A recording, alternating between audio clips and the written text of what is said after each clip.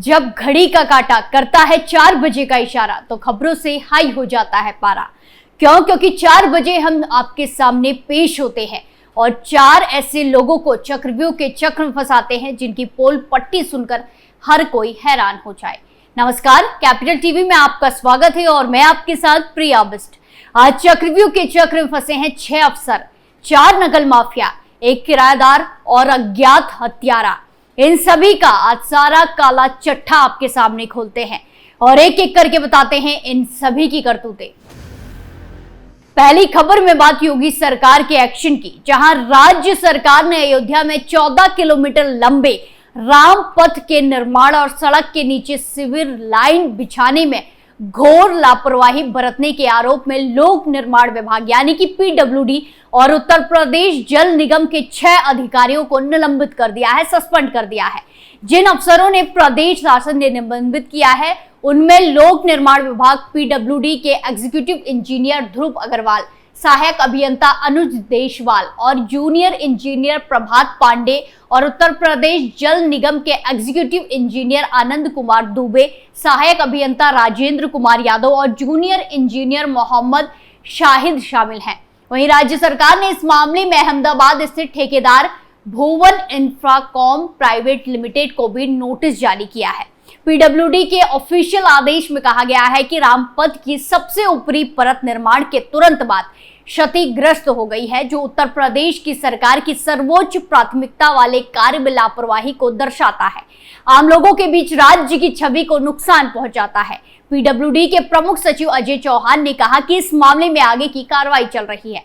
आगे कार्यालय आदेश में कहा गया है कि इसे गंभीर अनियमितता मानते हुए निर्माण खंड तिथि के अधिशासी अभियंता ध्रुव अग्रवाल को उत्तर प्रदेश सरकारी सेवक अनुशासन एवं अपील नियमावली 1999 के नियम 7 के तहत निलंबित किया जाता है। वहीं अयोध्या में मुख्य अभियंता पीडब्ल्यूडी के कार्यालय से स्तंभ रहेंगे। दूसरी ओर लोक निर्माण विभाग के प्रमुख सचिव अजय चौहान ने कहा कि मामले की आगे जांच चल रही है। वहीं आपको बता दें कि अयोध्या में पिछले शनिवार और मंगलवार की रात को हुई बारिश में ही राम पथ के किनारे स्थित करीब 15 गलियां और सड़कें जलमग्न हो गई। रामपथ के किनारे स्थित घरों में न सिर्फ बरसात का पानी घुस गया बल्कि नवनिर्मित रामपथ का 14 किलोमीटर का हिस्सा 1 दर्जन से अधिक स्थानों पर धंस गया।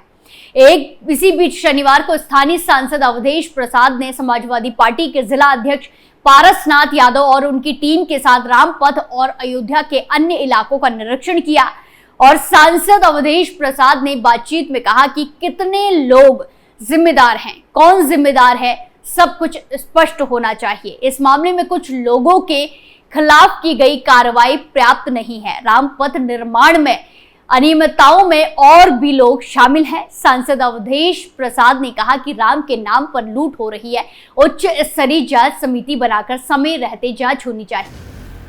अगली खबर पेपर लीक से जुड़ी हुई है, जहां उत्तर प्रदेश सिपाही भर्ती परीक्षा 2018 में सॉल्वर के जरिए सिपाही भर्ती परीक्षा पास करने वाले अभ्यर्थियों पर अब जाकर एफआईआर दर्ज की गई है। चारों अभ्यर्थी 2018 की यूपी पुलिस कांस्टेबल की लिखित परीक्षा में पास घोषित किए गए थे, लेकिन अब इनकी जालसाजी का खुलासा हुआ है। चारों अभ्यर्थियों के खिलाफ भर्ती बोर्ड ने हुसैनगंज थाने में एफआईआर दर्ज कराई है। दरअसल साल 2018 में यूपी पुलिस भर्ती बोर्ड ने कांस्टेबल पदों पर कुल 41,520 रिक्तियों को भरने के लिए आवेदन मांगे थे। जून 2018 में परीक्षा आयोजित हुई थी, जिसमें 22 लाख से अधिक अभ्यर्थी बैठे थे। इसी बीच उत्तर प्रदेश की एसटीएफ ने सिपाही भर्ती परीक्षा में नकल कराने वाले गिरोह का भंडाफोड़ किया था। एसटीएफ ने बड़ी कार्रवाई करते हुए सॉल्वर गैंग के 16 लोगों को गिरफ्तार किया था। इसमें इलाहाबाद हाईकोर्ट का वकील सत्येंद्र कुमार सिंह भी शामिल था। सॉल्वर गैंग के मास्टरमाइंड अनिल गिरी और पटना के धीरेन्द्र उर्फ धीरू ने गिरफ्तारी के बाद एसटीएफ के सामने कबूला था कि वो अभ्यर्थियों के फिंगरप्रिंट लेकर उसका क्लोन कोलकाता की फॉरेंसिक लैब से बनवाते थे। वहीं क्लोन अंगूठे पर चिपकाकर सॉल्वर को अभ्यर्थी के स्थान पर परीक्षा देने के लिए भेजते थे। उन्होंने 70 अभ्यर्थियों के नकली बायोमेट्रिक बनाए थे। एक नकली फिंगरप्रिंट की एवज में 7,000 रुपए लिए जाते थे। आशंका है कि जिन 4 अभ्यर्थियों पर एफआईआर दर्ज की गई है उन्होंने भी इसी गैंग से नकली फिंगरप्रिंट बनवाकर परीक्षा पास करने के लिए सॉल्वर का सहारा लिया था। लिखित परीक्षा पास कर चुके अभ्यर्थियों को 17 जनवरी 2020 को पुलिस लाइन बुलाया गया था। जयदीप और नीरज को पुलिस भर्ती बोर्ड बुलाकर बायोमेट्रिक जांच की गई। इसके अलावा गाजीपुर जिले के रमेश यादव और प्रवेश यादव की भी बायोमेट्रिक जांच कराई गई। जांच के दौरान हरियाणा सोनीपत के जयदीप और नीरज का बायोमेट्रिक मिलान नहीं हो सका था। परीक्षा के समय लिए गए उंगलियों के नमूनों की फिंगरप्रिंट जांच में भी विभिन्न पाई गई। जांच के दौरान आवेदन पत्र और प्रवेश पत्र पर लगाई गई फोटो का भी मिलान कराया गया। चारों अभ्यर्थियों के आइरिस भी मैच नहीं हुए। जांच में साफ हुआ कि नीरज, जयदीप, रमेश और प्रवेश ने सॉल्वर की मदद से लिखित परीक्षा पास की थी। अगली खबर उत्तर प्रदेश के नोएडा से है, जहां एक किराएदार ने अपने मकान मालिक को चाकुओं से गोद दिया, उस पर चाकुओं से वार किया। यह घटना नोएडा के थाना क्षेत्र फेज 1 की है।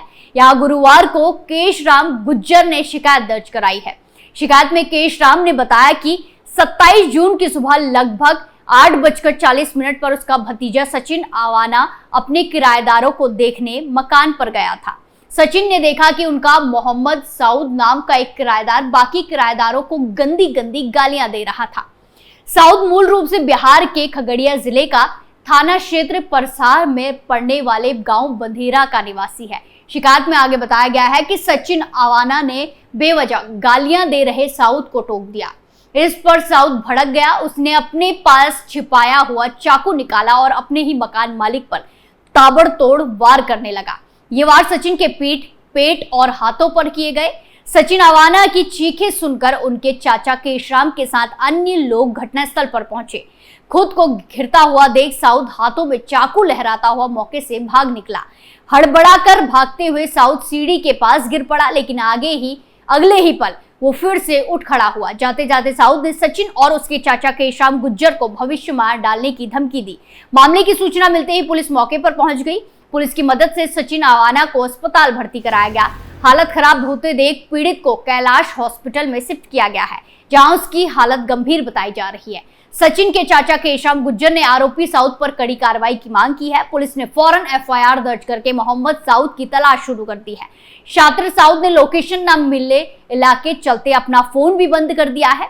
आखिरकार पुलिस ने ताबड़तोड़ दबिश कर साउद को दबोच लिया।